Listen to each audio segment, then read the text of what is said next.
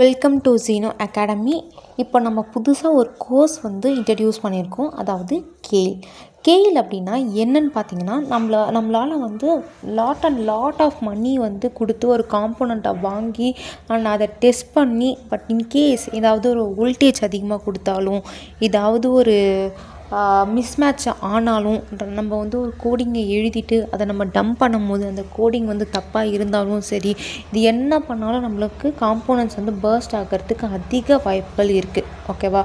So அந்த மாதிரி எந்த ஒரு ப்ராப்ளமும் வராமல் நம்மளாலேயும் ஒரு ஐடி சிஎஸ்சி மாதிரி ஒரு சாஃப்ட்வேர் மட்டுமே வச்சு நம்மளாலேயும் ஒரு ப்ராஜெக்டை ரன் பண்ண முடியும். அண்ட் அதை கம்பைல் பண்ணி நம்மளால் சக்ஸஸ்ஃபுல்லாக பில்ட் ஆனதுக்கப்புறம் ஒரு ரியல் டைம், அதாவது ஒரு ஹார்ட்வேர் ப்ராஜெக்டாக கன்வெர்ட்டும் பண்ணிக்க முடியும். ஸோ இது எப்படி பண்ணலாம்? அண்ட் கெயிலை வச்சு ஒரு ப்ரோக்ராம் எழுதலாம். அண்ட் கெயில் அப்படிங்கிறது பார்த்திங்கன்னா, ஃபர்ஸ்ட் ஆஃப் ஆல் அது ஒரு சாஃப்ட்வேர் டூல் தான். அதில் நம்ம என்ன பண்ண முடியும்னா, ஒன்லி எம்பெடட் சி ப்ரோக்ராம் மட்டும்தான் எழுத முடியும். அண்ட் அதை கம்பைல் பண்ணிக்கவும் முடியும், அண்ட் அதை டெஸ்ட் பண்ணிக்கவும் முடியும். ஓகேவா? அண்ட் இது என்னென்னலாம் நம்ம மைக்ரோ கண்ட்ரோலர்ஸ் யூஸ் பண்ணலாம் அப்படின்னு சொல்லிட்டு பார்த்திங்கன்னா, ஆர்மு, பிக்கு, 8051, ஆர்டினோ, இந்த 4 மைக்ரோ கண்ட்ரோலர்ஸுமே இந்த கேல் சாஃப்ட்வேரில் நம்மளால் யூஸ் பண்ணிக்க முடியும். மோஸ்ட் ஆஃப் த டைம் இந்த ஆர்ம், பிக், 8051 இது எல்லாமே ரியல் டைமில் யூஸ் பண்ணுற ஒரு மைக்ரோ கண்ட்ரோலர்ஸ். இந்த மாதிரி ஒரு ரியல் டைமில் யூஸ் பண்ணுற ஒரு மைக்ரோ கண்ட்ரோலரில் நம்ம ப்ராஜெக்ட் பண்ணோம் அப்படின்னா, நம்மளுடைய அட்வான்டேஜஸ் அண்ட் நம்மளோட நாலேஜ் இன்னும் இன்க்ரீஸ் ஆகிறதுக்கு நிறையவே வாய்ப்புகள் இருக்குது. ஓகேவா? ஸோ இதனால் உங்களுக்கு ஈஸியாகவும் ஜாப் ஆப்பர்ச்சுனிட்டிஸுமே கிடைக்கும். ஓகே, ஸோ நான் இப்போ உங்களுக்கு ஒரு கொஷின் வந்திருக்கும். கெயில் ஒரு ப்ரோக்ராம் எழுதுகிற ஒரு சாஃப்ட்வேர் தான். இப்போ நான் கனெக்ஷன்ஸ் எங்கே நான் கொடுக்கணும், ஆனால் ஹார்ட்வேர்ஸை வச்சு நான் எப்படி அதை இம்ப்ளிமெண்ட் பண்ணணும் அப்படின்னு சொல்லிட்டு கேட்டிங்கன்னா, அதுக்கு ப்ரோடியஸ் அப்படின்னு சொல்லிட்டு தனி சாஃப்ட்வேர் இருக்குது. இந்த கெயில் ப்ரோக்ராம் எழுதி அதுலேருந்து ஒரு எக்ஸ் ஃபைல் அப்படின்னு சொல்லுவாங்க. அதாவது நம்மளுடைய மிஷின் கோட் ஃபைலை நம்ம சேவ் பண்ணி வச்சுக்கிட்டு, அண்ட் ப்ரோடியஸில் தான் நம்ம ஹார்ட்வேர்ஸ் எல்லாமே கனெக்ட் பண்ணி, காம்போனன்ட்ஸ் என்னென்ன காம்போனன்ட்ஸ் வேணுமோ எல்லாமே கனெக்ட் பண்ணி, அண்ட் நம்ம இங்கேருந்து டவுன்லோட் பண்ண எக்ஸ் ஃபைலை அங்கே நம்ம அப்லோட் பண்ணோன்னா நம்மளுடைய ப்ராஜெக்ட் நம்மளுக்கு ரன் ஆகும். ஓகேவா? ஸோ இதை பற்றி இன்ட்ரடக்ஷன்ஸ் தான். ஸோ போக எப்படி ஒரு ப்ராஜெக்டே பண்ணலாம் அப்படின்னு சொல்லிட்டு நான் சொல்கிறேன். அண்ட் நிறையவே மினி ப்ராஜெக்ட்ஸுமே நான் இங்கே பண்ணி காமிச்சிருக்கேன். ஸோ இது எல்லாமே நீங்கள் கண்டினியூவாக பாருங்கள், உங்களுக்கு நல்லாவே புரியும். ஓகேவா? அண்ட் கெயில் தெரிஞ்சிச்சு. அதோட யூசஸ் என்னென்னு பார்த்தீங்கன்னா, ஒரு எம்பெடட் சி லாங்குவேஜை எழுதுறதுக்கு யூஸ் ஆகுது.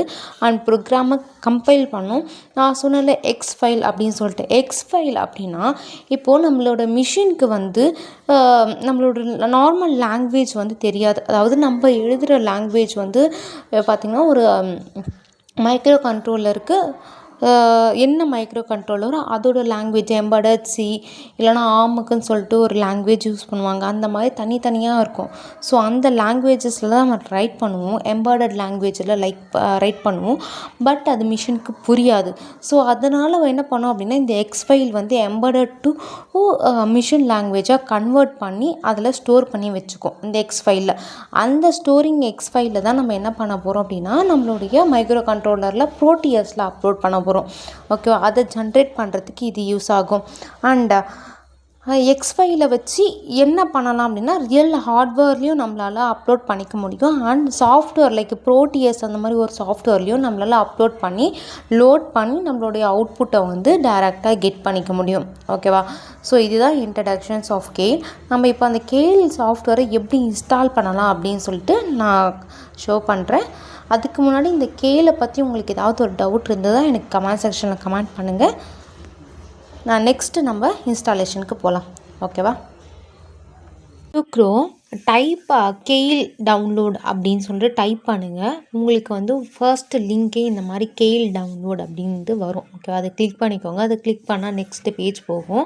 ஸோ இதில் ப்ராடக்ட் ஆஃப் ஃபைல் டவுன்லோட் இருக்கும். நம்மளுக்கு தேவையானது ப்ராடக்ட். ஸோ அதை கிளிக் பண்ணிக்கிட்டிங்க அப்படின்னா சம் இருக்கும். நம்மளுக்கு தேவையானது C51 வெர்ஷன் 9.61. ஸோ அதை கிளிக் பண்ணிக்கோங்க. கிளிக் பண்ணி உள்ளே போனீங்கன்னா இந்த மாதிரி இன்ஃபர்மேஷன் கிடைக்கும். அதாவது நேமு, அதில் உங்களோட நேம் எழுதிக்கோங்க. அண்ட் லாஸ்ட் நேமில் இனிஷியல்னால் நேம் 2 நேம் இருந்தால் எழுதிக்கோங்க. உங்களோட இமெயில் ஐடி, கம்பெனியில் நீங்கள் ஒர்க் ஒர்க்கிங் ப்ரொஃபஷ்னலாக இருந்தீங்க அப்படின்னா உங்களுடைய கம்பெனி நேம் போட்டுக்கோங்க. ஜாப் டைட்டில் வந்து ஒர்க்கிங் ப்ரொஃபஷ்னல் என்ன அதில் இருக்கீங்க அப்படின்னு சொல்லிட்டு போட்டுக்கோங்க. என்ன ஒர்க்கிங் ப்ரொஃபஷ்னல்னு போட்டுக்கோங்க. ஸ்டூடெண்ட்டாக இருந்தீங்கன்னா உங்களோட காலேஜ் நேம் போட்டுக்கோங்க. ஜாப் டைட்டிலில் ஸ்டூடெண்ட் அப்படின்னு சொல்லிட்டு போட்டுருங்க. அண்ட் கண்ட்ரி ஆர் ரீஜனில் இந்தியாவை செலக்ட் பண்ணிக்கோங்க. ஸ்டேட்டில் வந்து மோஸ்ட் ஆஃப் அது வராது, ஸோ அது ஆப்ஷனல் தான், leave it. And phone number enter பண்ணிக்கோங்க.